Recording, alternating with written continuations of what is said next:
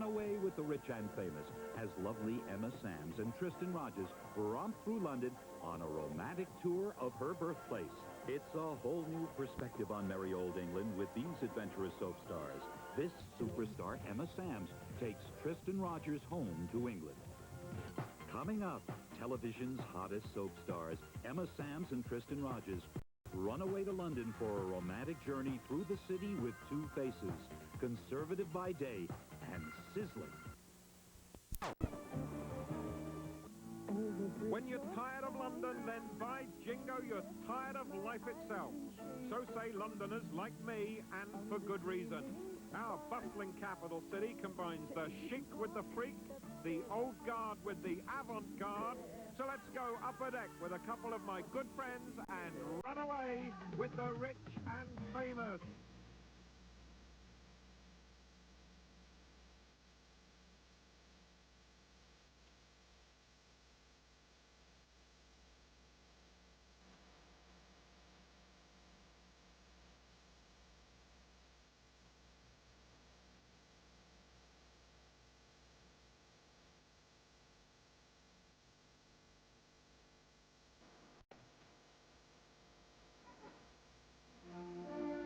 The English coast is only 23 miles from France at its nearest point, yet most Brits still insist we aren't European at all. In truth, we are descendants of every European tribe that sacked this green and pleasant land since the beginning of time. That legacy is reflected in a rich heritage of architecture and the arts, and you'll soon discover that London is a many-faced lady, beguiling one moment and the next quite baffling. Perhaps one of the best ways to see the sights of London is to sail down the River Thames, and that's exactly how General Hospital stars Emma Sams and Tristan Rogers started their vacation in Britain. Old Father Thames carries couples on romantic voyages through living history. It's an education for Tristan, but for Emma, a sentimental journey home. Now, Tristan, as you probably know, this is Tower Bridge.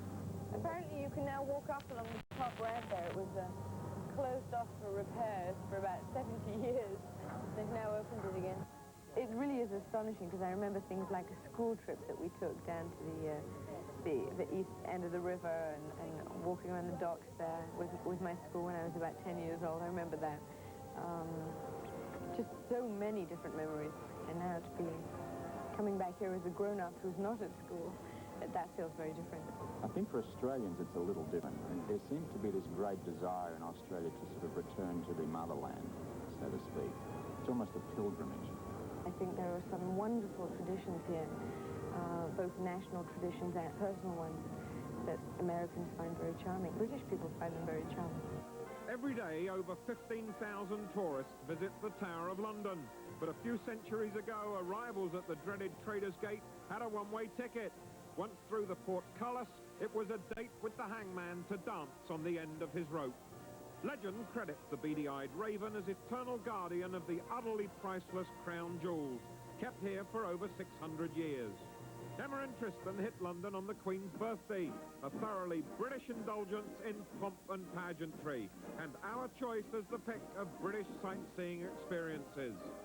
The Queen solemnly inspects her troops at the Horse Guards parade. The trooping of the colours ceremony is a quaint throwback to the 18th century when the monarch blessed the flag before it was borne into battle. This ironic reminder of Britain's former glory is today an excellent reason to take the day off and enjoy the colourful tradition. Emma and Tristan swiftly figured it out for themselves and headed for the pub. Their choice, the 300-year-old Samuel Pepys on the Thames. This is the country I learned to drink scotch in because I couldn't cope with the beer. Drinking beer at room temperature, having come straight from Australia, where you're sort of used to drinking it just above freezing point, I could never find a beer over here. Don't be fooled by a London twilight. Behind its innocuous veil, the city is revving up for a wild night. Emma and Tristan called in on our old friend Peter Stringfellow and danced the night away at his #1 night spot for London's platinum people.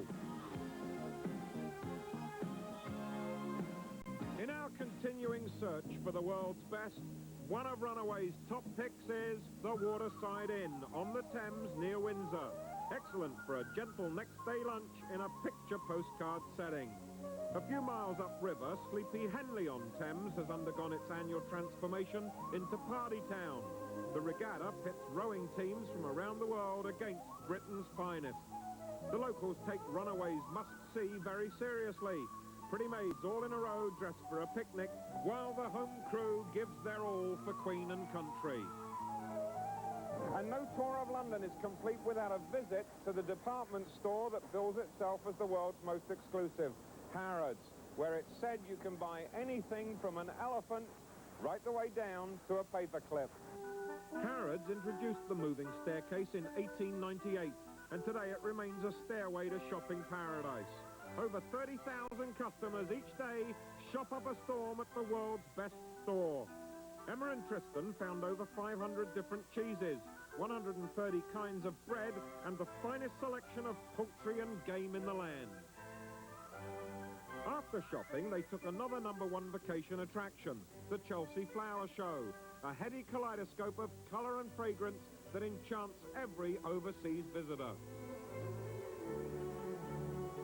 There's something different to do and see each day of the year in England, but Emma had some special favourites from her homeland. I would recommend to a friend who was visiting London that they visit Harrow-on-the-Hill, which is a school that's 400 years old.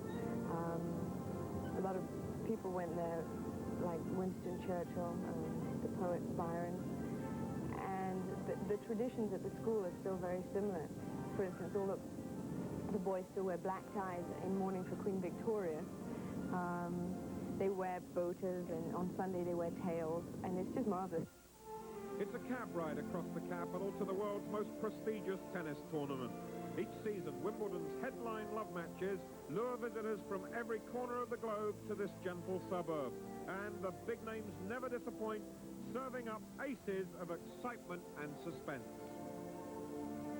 The highlight of the trip was dinner at the legendary Wig and Pen restaurant with Emma's parents. If I tell you the building survived the Great Fire of London in 1666, you get some idea of its heritage, an historical gem. Very old, very traditional. That's the nice thing about London, going to restaurants that are 400 years old.